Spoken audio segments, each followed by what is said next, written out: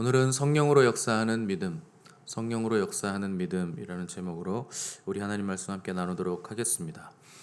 우리는 사도행전에서 처음으로 박해가 시작되는 시점에 초대교회 성도들이 합심해서 소리 높여 하나님께 기도하는 내용을 살펴보고 있습니다. 이들의 기도를 잘 살펴보시면 이들은 박해가 다가오고 있음을 알면서도 박해를 없애달라거나 박해하는 자들을 심판해달라거나 하는 기도를 하지 않았다는 것을 알게 됩니다. 어떻게 이런 기도를 할 수 있는가? 이 되어지는 모든 일들을 믿음의 눈으로 보기 때문입니다.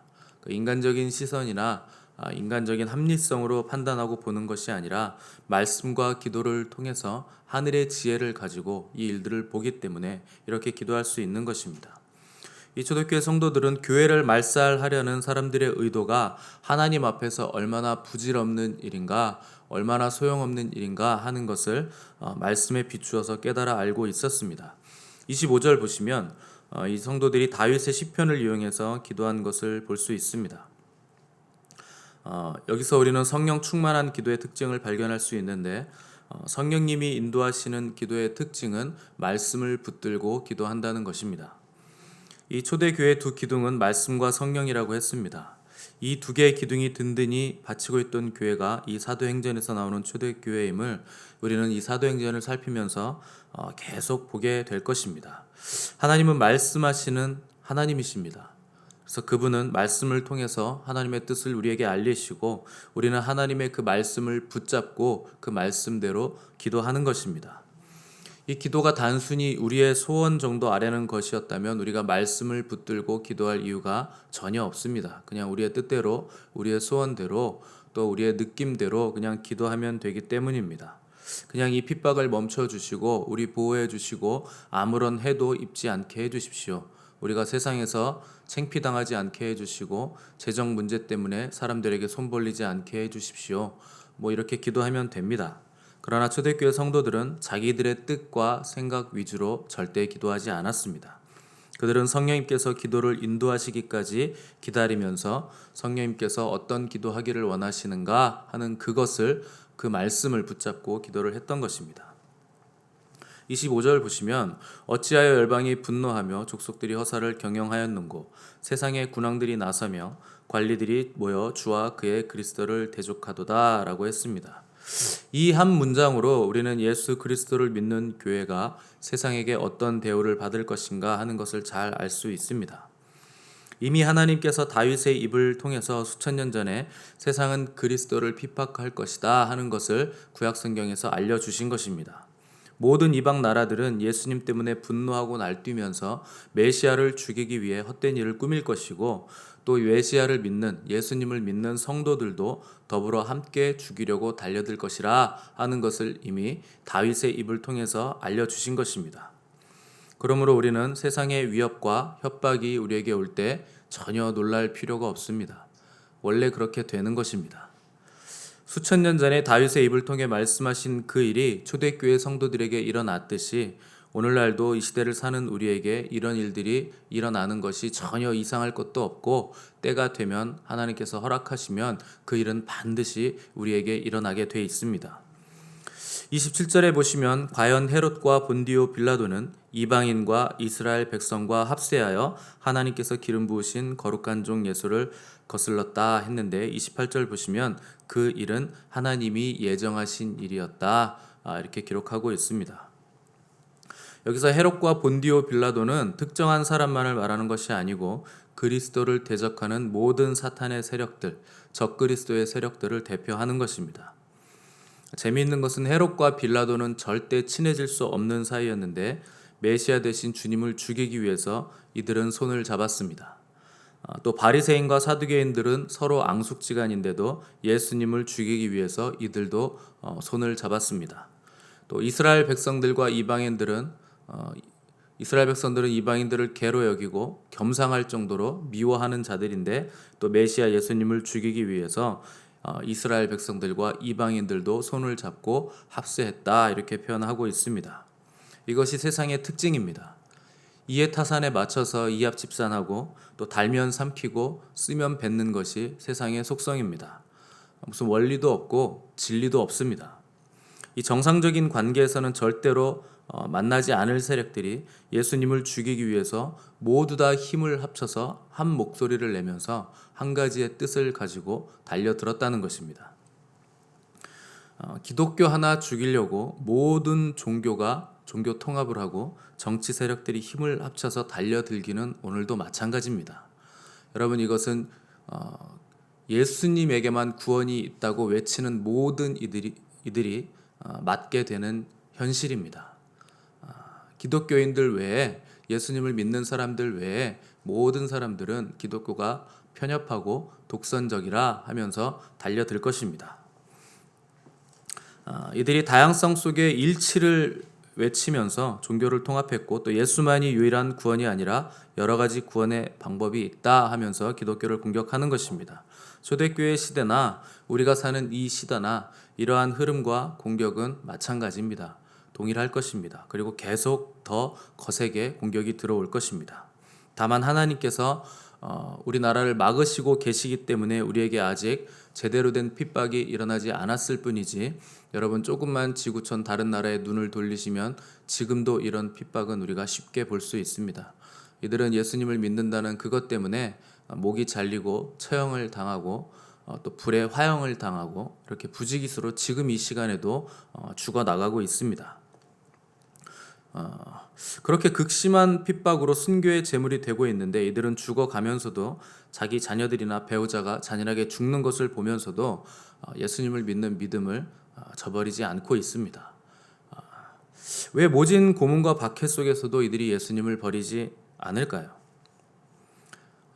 여러분, 묻고 싶습니다. 여러분들은 이런 핍박이 왔을 때 혹시 우리 자녀들을 네가 지금 부인하면 이 자녀가 살 것인데 믿겠다고 하면 이 자녀를 죽일 것이다 하면 여러분들은 어떻게 하시겠습니까?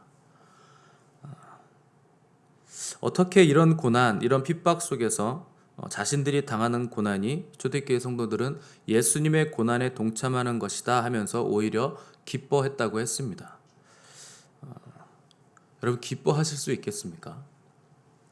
이 누군가의 고난에 동참하려면, 그 고난에 내가 같이 동참하는 것이 기쁘려면 그 상대를 아주 깊이 사랑해야 됩니다.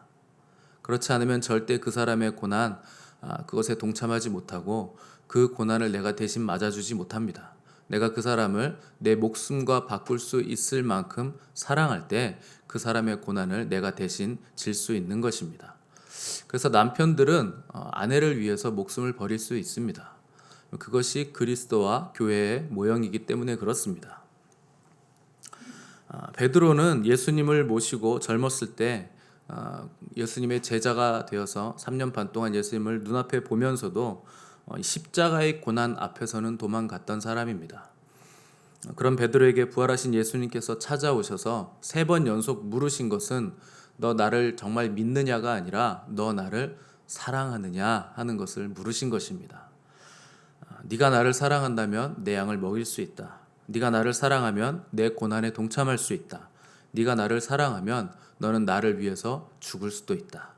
네가 젊어서는 네 마음대로 다녔지만 늙어서는 네가 나를 위해 죽는 곳까지 갈 것이다 하는 것을 예수님께서 찾아오셔서 말씀하셨던 것입니다.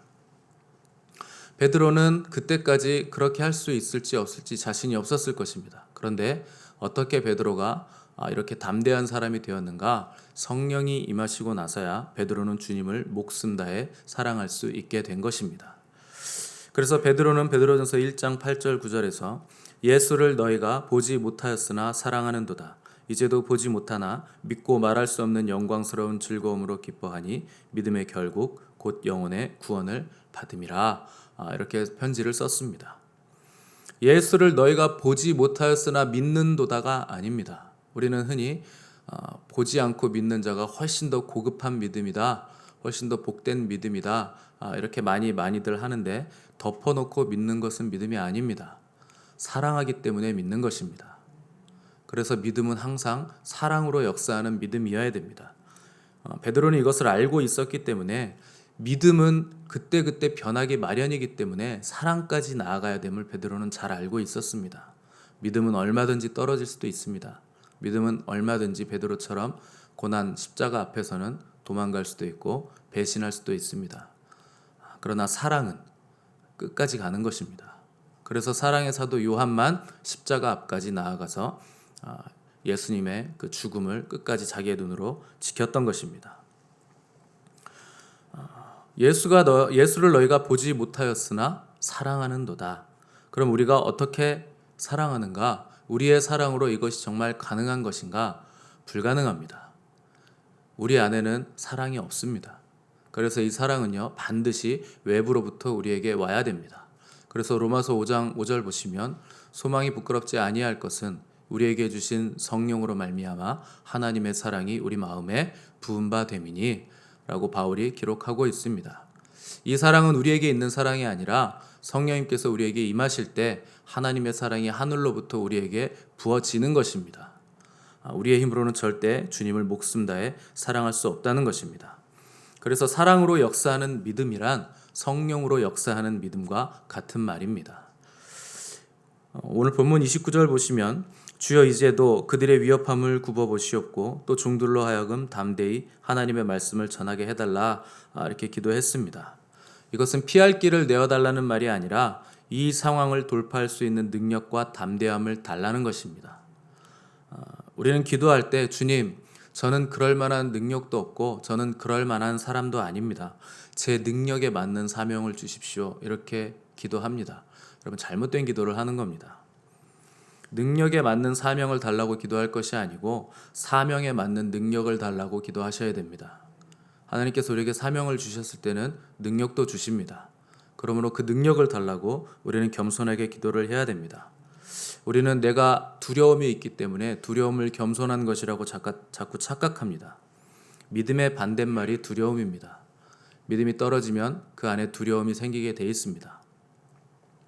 어떤 상황 앞에서 두려움이 오는 이유는 결국 믿음이 없기 때문입니다.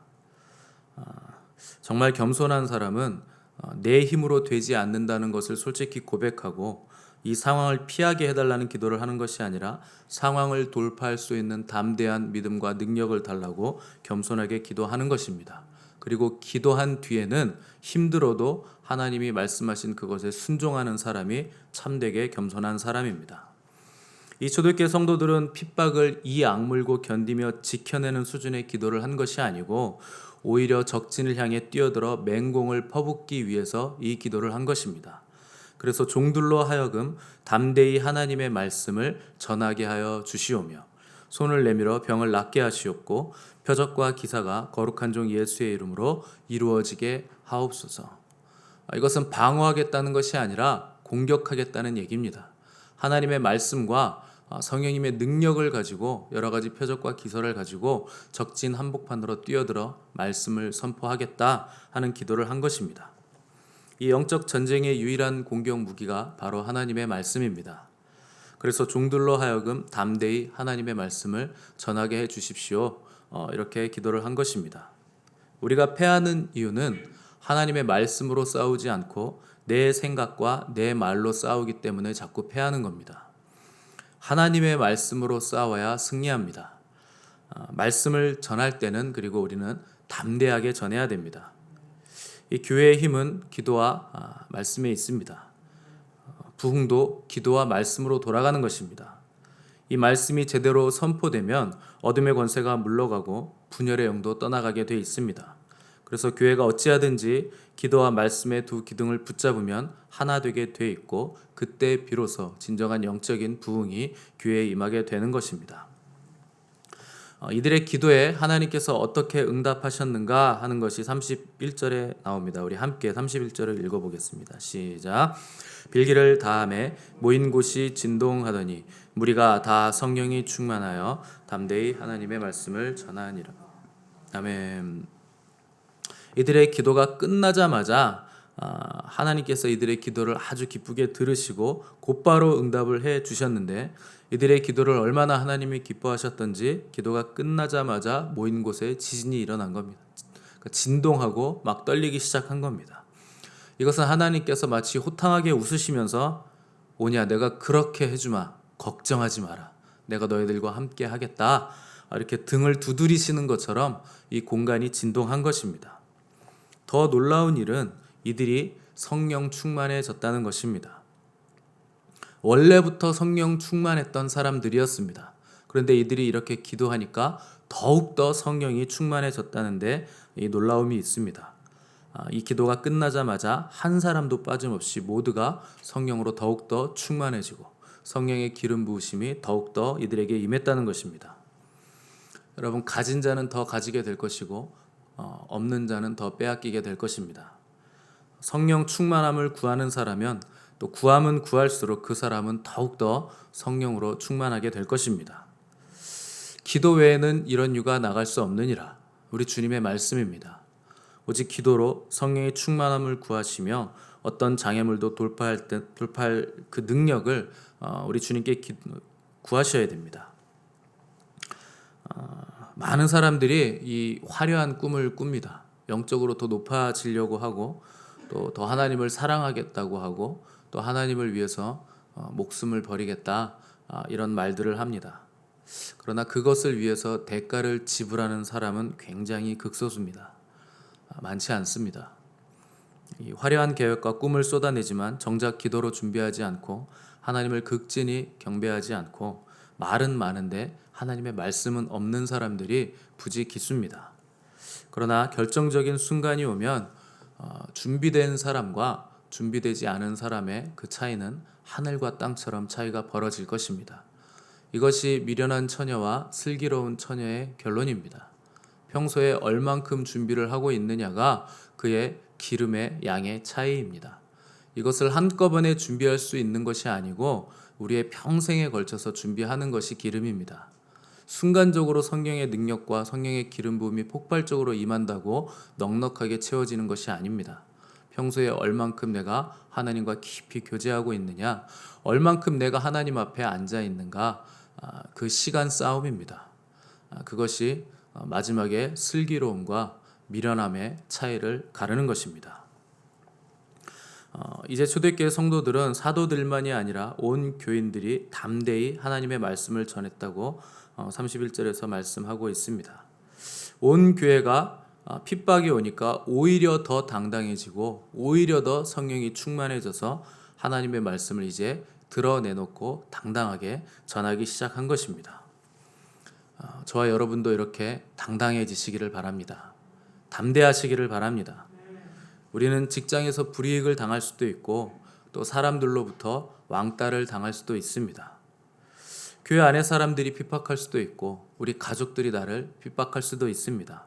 그러나 기도하는 사람들은 오히려 하늘의 능력을 받고 담대할 수 있고 용기를 얻을 수 있는 것입니다. 전쟁은 장수 혼자서 하는 것이 아니라 모든 병사들이 담대하게 싸울 때 승리할 수 있는 것입니다. 이 베드로와 요한으로부터 시작된 말씀의 능력과 이 성령의 능력이 초대교회 공동체 전체로 옮겨 붙어서 이제 모든 사람이 하나님의 말씀을 담대하게 전할 수 있게 된 것처럼 저와 여러분들은, 우리 모든 성도들이 기도와 말씀으로 무장되어 하나님의 말씀을 담대하게 용기 있게 전할 수 있게 되기를 바랍니다. 그때 우리는 우리 교회를 향한 하나님의 뜻과 계획을 알게 될 것이고 눈으로 목도할 수 있게 될 것입니다. 함께 기도하겠습니다.